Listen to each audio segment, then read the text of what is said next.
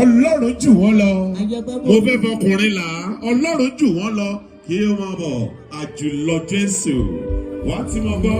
Ọba tó ṣoore fẹ́ni tí ò mọyì. Mo wáyé ọ́ bàbá. Ọmọ tó lórí yẹn gangan rèé. Ẹ jẹ́ kí n pè káàbọ̀ lálẹ́ yìí. Àjùlọ Jésù International. Hallelujah mi ò rí wá. Hallelujah wà nínú ìṣòro. Bí àwọn bí wọ́n yẹ kọ́, wọ́n tẹ̀lé ìgbàgbọ́ olùwà. Hallelujah mi ò rí wá. Hallelujah wà nínú ìṣòro. Bí wọ́n yẹ kọ́, sí àwọn ìṣòro. Wọ́n tẹ̀lé ìgbàgbọ́ olùwà. Hallelujah mi ò rí wá. Hallelujah wà nínú ìṣòro. Bí wọ́n yẹ kọ́, sí àwọn ìṣòro. Wọ́n tẹ̀lé. At this junction, you are not permitted to sit down or to stand where you are. Bí ọwọ́ ọ̀tún yẹn sókè, wàá pariwo lóhùn òkè àwọn tó mọ̀lẹ́ mọ̀ ń bá sọ̀rọ̀. Sọ̀rọ̀ pé mo rán àròjù rẹ̀. Wọ́n lọ sọ́ọ̀rì o. Wípé àdéhùn náà yẹn ní ilé. Àwọn tó mọ̀lẹ́ sọ̀rọ̀. Àròjù rẹ̀. Àwọn tó mọ̀lẹ́ nà lọ́wọ́ tó yẹn sókè bí kò gàdúrà lọ. I want to celebrate all the music ministers in the house. I celebrate my mama, Morisewole Jesu, and Morisewole Jojumi. God bless you, man. Bí ọwọ́ tún yẹn sókè, sọ pé mo rà àròjù rẹ̀. Wíjà bá yàgé mi lọ. Wíjà tó bá yẹ mi lé. Can you hold the sound everybody? Àròjù rẹ̀. Owó ti tí mo ti bẹ̀. Bí èmi ò bá sí kí wọ́n ti yọ sílẹ̀, máa jẹ́ pé òye máa. Bí ẹsẹ̀ kúrò níbi tó wà, wà sún síwájú sọ pé ibi tí mo gbà kọjá. Àwọn kọ́jà ti sọ́nà, mo jẹ tó lára ìjọ. Àwọn kọ́jà ti sọ́nà, gbogbo mo tó jẹ́ bàbára fún wọn. Ṣèwọ́n wúlò kì í ṣe àkókò. Torí ìrora. Ìwọ́n tó rí àgbégbà wá pariwo lọ́wọ́ òkè. Ẹ ṣe àwọn ọ̀pá ẹ̀rọ. Rẹ́sìsà ẹ ṣe àwọn ọ̀pá ẹ̀rọ.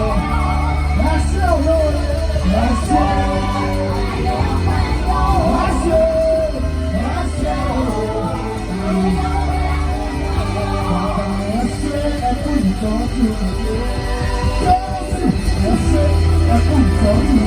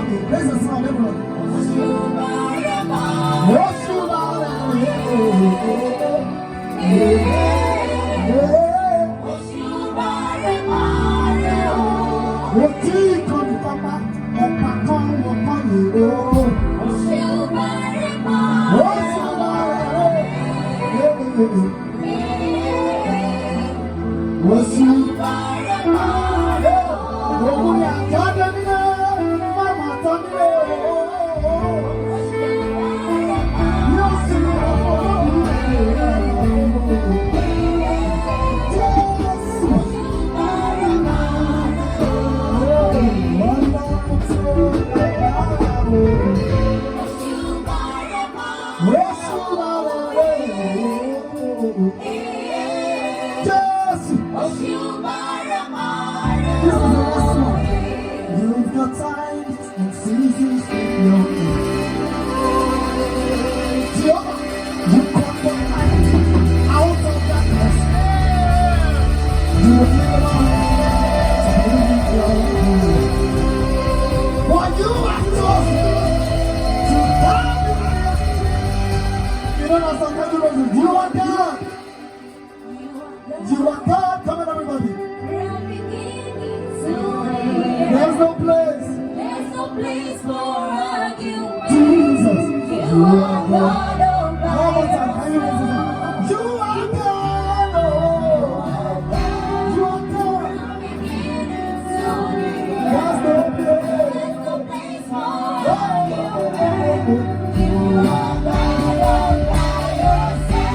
Are you ready to praise God now?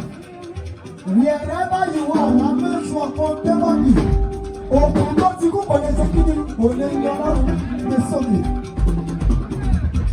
The something. Are you ready? Say, I have Jesus in my life.